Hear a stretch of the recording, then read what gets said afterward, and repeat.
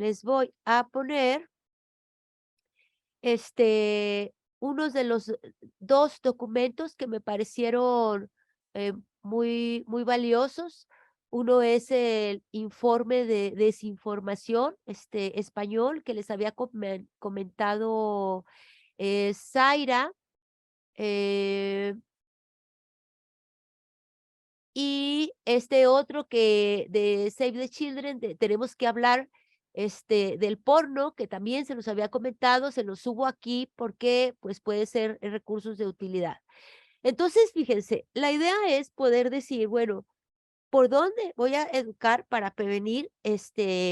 Bueno, yo sí creo que la educación para prevenir el acceso es muy importante, este, y por dónde me voy, ¿no? Entonces, lo que hicimos aquí fue tratar de buscar lo más que se pudiera evidencia, de por qué sucedía el acceso, que ya un poco lo mencionó Zaira, que ya un poco lo mencionó, Vicenta, pero como para pararnos un poquito a reflexionar eso, ¿cómo se tendría que traducir en la educación? O sea, el conocimiento de la evidencia te tiene que servir para hacer una prevención como mucho más precisa, ¿no? Como mucho más, adecuada, que atienda las necesidades educativas realmente. Entonces, les puse aquí varias referencias, porque para ya no estarlas mencionando después, entonces están numeradas las referencias, pero quería, explicarles como, bueno, son referencias bastante serias, ¿no? Que van desde el 2005 hasta el 2020. Y bueno, algo que vamos a encontrar es que muchas veces para poder entender sobre el acceso infantil a la pornografía, pues se tiene que indagar a través de la adolescencia o de personas adultas, ¿no? Por lo delicado del tema. Entonces, por ejemplo, una de las referencias, pues se habló con adolescentes de 11 a 16 años. Otro fueron 1,500 adolescentes y niños entre 10 y 17 años en Estados Unidos. Tres de estos son de esta misma población, que fue una encuesta nacional. Otro es en adolescentes de 14 a 17 años. Otro de los recursos que investigamos se hizo a través de universitario, 563 personas. Hay otro muy interesante donde pues son estudios de 6 países europeos, incluyendo España. Entonces era una población estudiada de 10,930 adolescentes. La referencia número 8 pues en realidad trae múltiples estudios y el último, pues fueron 1,753 adolescentes de 13 a 17 años en España. Entonces, para que se den una idea, por un lado, está muy bien, eh, cuando tú ves las cosas hacia atrás, quizá las puedas nombrar de otra manera, entonces eso es muy valioso. Por el otro lado, hay veces que investigar a través de adolescentes puede hacer que te pierdas un poquito porque lo que significaba para ti algo a los 10 años, es posible que a los 14 años ya se haya resignificado, ¿no? Ya no tenga el mismo valor, el mismo peso. Entonces, eh, bueno, pues tiene sus asegúnes, pero es muy, muy valioso. Entonces, entre las diferentes referencias que vemos, que el 69% de los niños y 23% de las niñas están accesando a la pornografía antes de los 13 años.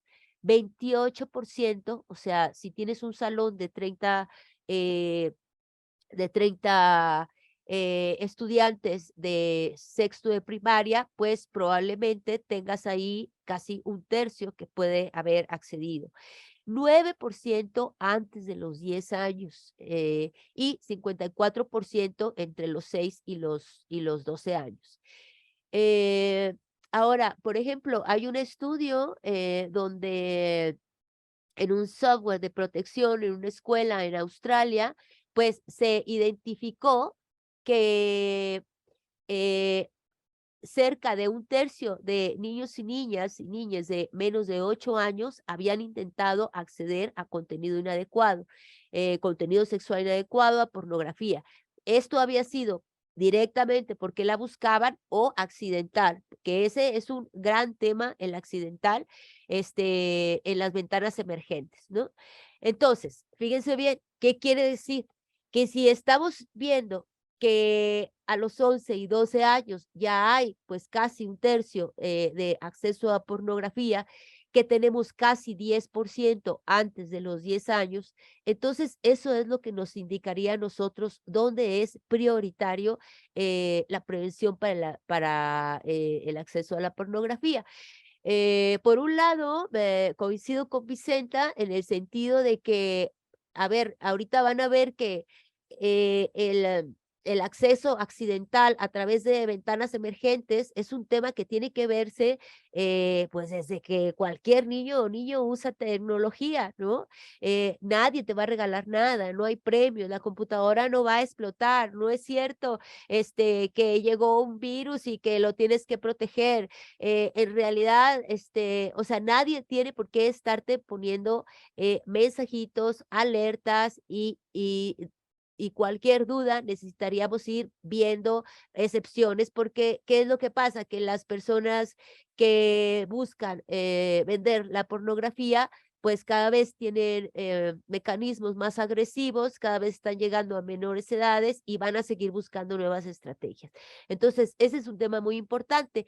Y pues por ahí, entre tercero y quinto de primaria, sería trascendental poder educar integralmente en prevención de acceso a la pornografía. Recordemos que la educación pues viene antes de que ocurra. Ahora, en el tema de género, pues es un tema importante. Este estudio español identificó que hasta la adolescencia, hasta la población de 16, 17 años, 10 hasta 17, algo así habían medido, 88% de los chicos, de quienes se identificaban, con género, de hombre, habían accedido a pornografía. Ojo, 75% personas de otra identidad de género, y 39%, chicas. Entonces, si se fijan, tanto los chicos como una, identidad de género, no binaria, puede ser un factor, de alerta, ¿no? Un factor asociado.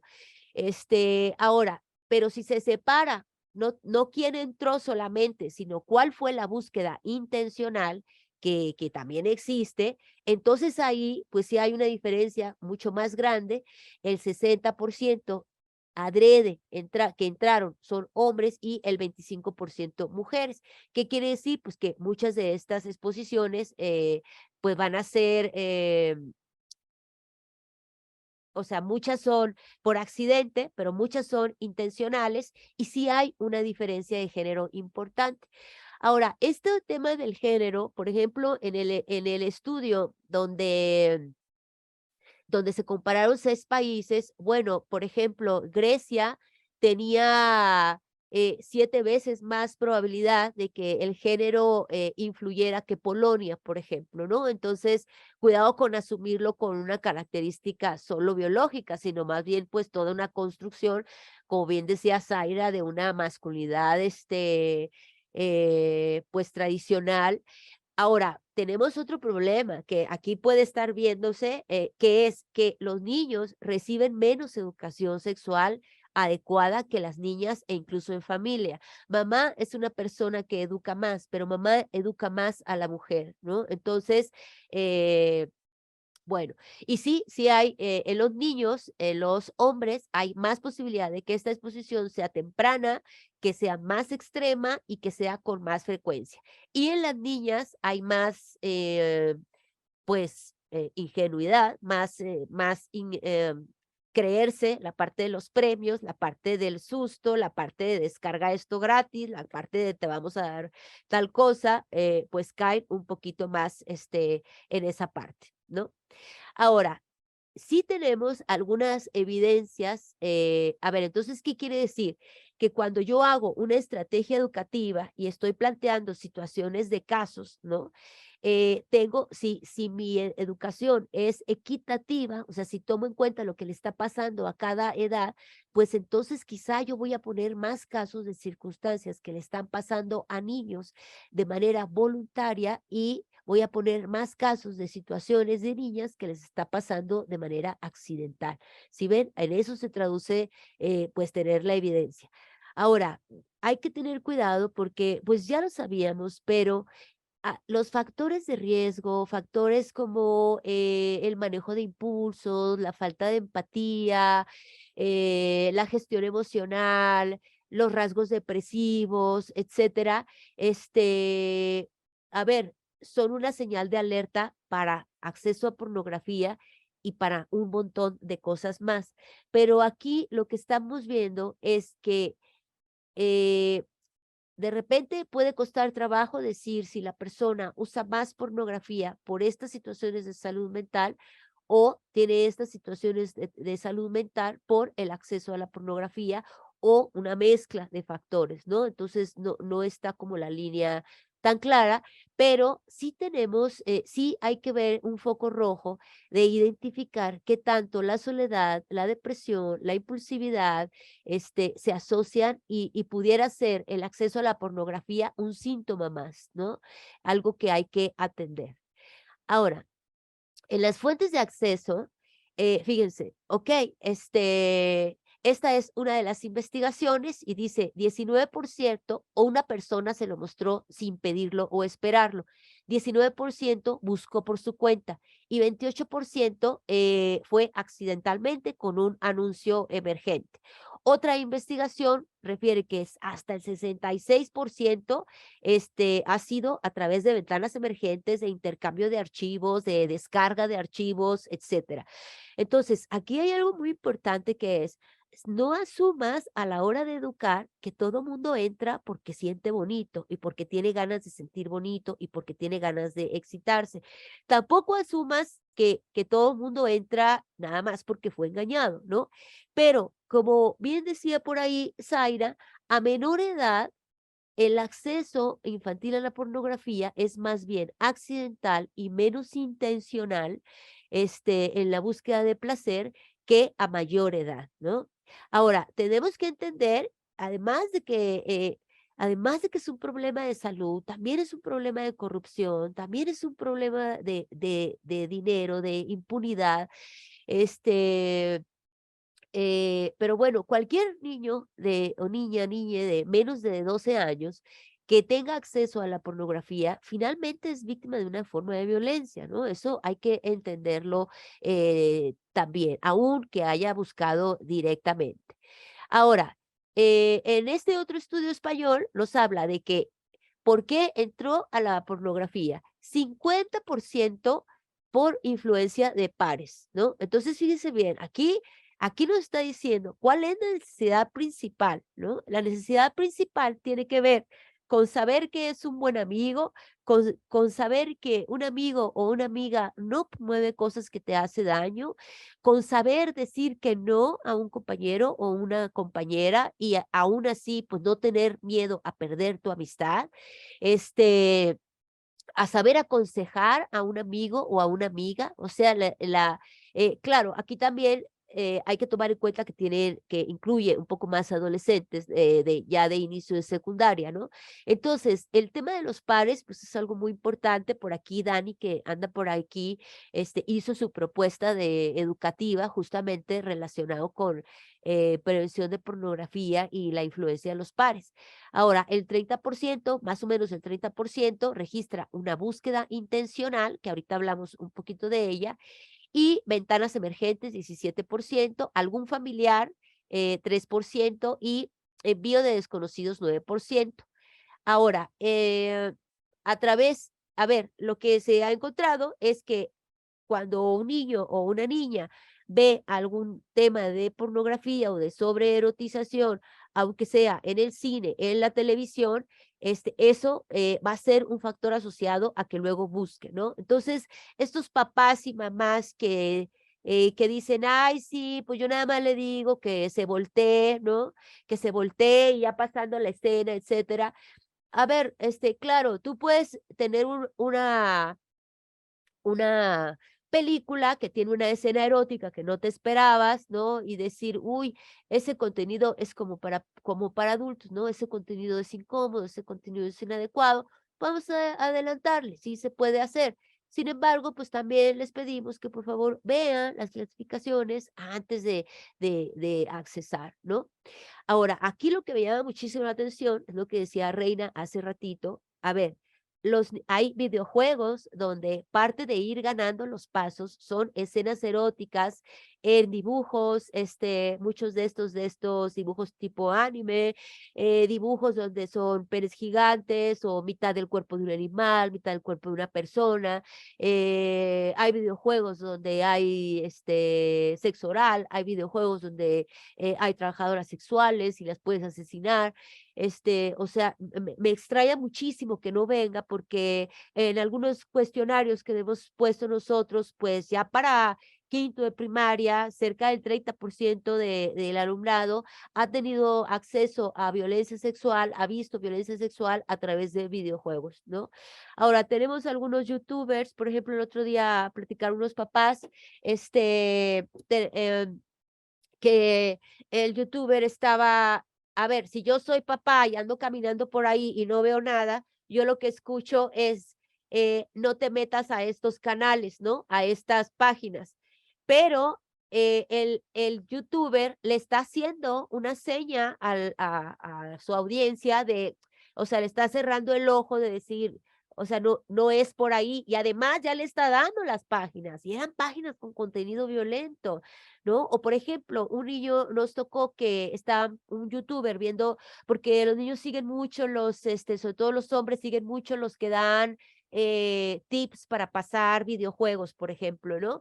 Y en el video del youtuber aparece atrás un sexo con animales. Entonces, ese es otro factor de riesgo. Otros son sitios para conocer, personas, que son abiertamente para eso, y luego tenemos un problema con la ingenuidad. Es que por mucho que a ver, el aprender a ver los ojos, abrir los ojos, esos te los tenemos que enseñar nosotros. Decir que hay gente que hace daño y esas personas van a usar el aseo, una serie de estrategias para abusar, es algo que el alumnado necesita saber, ¿no?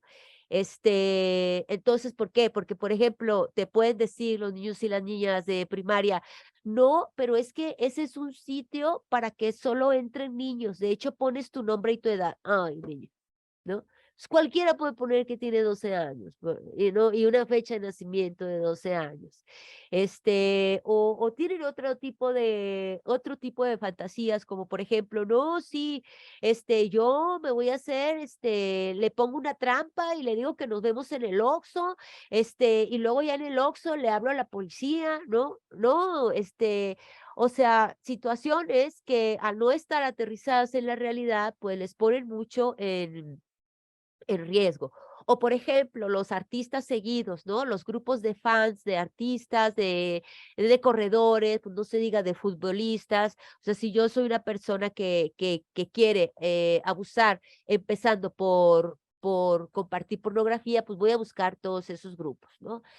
Entonces, ¿qué otra cosa es importante? A ver, dentro de este grupo de pares, fíjese bien porque eso se traduce mucho en estrategias. Eh, un amigo o una amiga se la enseñó en un dispositivo, fue lo más frecuente. Le habla un amigo o una amiga, te habla de la pornografía y tú buscas por tu cuenta 15%. Lo recibe a través de las redes sociales en esta población 4%, ¿no? Entonces, aquí tenemos un tema prioritario, ¿no? Un tema prioritario es cuáles son las reglas para compartir información. Que, y de hecho, dentro de la educación en tecnología, pues tendríamos que hacer un acuerdo de qué es lo que se puede compartir y no, qué es, cuándo conservo o no el celular, incluso aunque esté en secundaria, ¿no? Y cómo hacer y qué hacer si un amigo o una amiga me enseña pornografía. Eh, eh, bueno, aquí, por ejemplo, teníamos el otro día un niño que decía, es que desde que empezaron los niños a decirme las cosas, yo no me lo puedo sacar de la cabeza, no me lo puedo sacar de la cabeza, que ese sería pues también como un indicador de necesidad de ayuda profesional, ¿no? Más el lenguaje exacerbado sexual, más el acoso sexual, más el mal pensar, que no se puede controlar, vas a estar compartiendo todo lo que está viendo en internet o tener como respuestas de mucho asco, etcétera. Ahora, de los que ven a través de un familiar, pues aquí me parece que está pequeño en la estadística, pero ojo, la persona familiar que más manda es un adolescente, hombre de mayor edad que el niño. Entonces, ¿qué tendríamos que hacer? Pues tendríamos que pedirles a las familias que hablen con sus hijos adolescentes. Y si trabajamos con adolescentes, tendríamos que decirle que no se van a estar exponiendo, que le vamos a hacer daño, que es una forma de violencia enseñar pornografía, ¿no? El envío de personas desconocidas en esta población salió más a chicas y acá en esta parte, el acceso por búsqueda activa, yo creo que sí hay que contemplar que hay niños y niñas que entran porque quieren entrar y porque tienen un propósito. No saben el daño que les va a provocar, ¿no? Pero sí pueden entrar conscientemente y porque lo quieren hacer, ¿no? Eh, es más probable que suceda a partir de los 11 años. Es más probable si han tenido alguna exposición previa por alguno de los otros canales que hemos visto, y es más probable que suceda si son hombres o si son personas de identidad de género no binarias, ¿no? Miren, aquí lo que está diciendo es que los límites familiares sí sirven. Y lo que está diciendo es que la comunicación familiar, la cercanía familiar, ser familias que cenan juntos, ser familias que conviven, ser familias con límites claros, sí protegen la pornografía, ¿no? Entonces, bueno, pues hay que tomarlo bastante en cuenta. Entonces, esa idea de que si le ponen límites, entonces va a estar prohibido y va a querer verlo todos los días, es verdaderamente una locura. Lo que hay que hacer es explicar bien por qué, explicar qué es lo que nos preocupa, hacer un acuerdo, sensibilizar, explicar por qué pusimos el software de seguridad. Y hay cosas que podemos hacer tan prácticas como, por supuesto, no permitir el uso del celular, por ejemplo, con micrófonos, sobre todo con los niños, ¿no? Con micrófonos o no dejarlo ahí en la noche, porque el 94% se accede en privado. ¿Qué quiere decir? Que vamos a estar controlando todos los factores externos. Es que es un poco de todo. Se llama prevención situacional del delito. Es un poco de todo. Y estamos tratando de postergar lo más que se pueda el primer inicio a la pornografía, ¿no? Entonces, bueno, de las personas estudiadas, el 30%, su única fuente de educación sexual era la pornografía. Entonces, lo que nos queda claro también, referido en las investigaciones, es que las personas que tienen mejor información acceden menos a la pornografía. Entonces, bueno, pues básicamente me quedo ahí.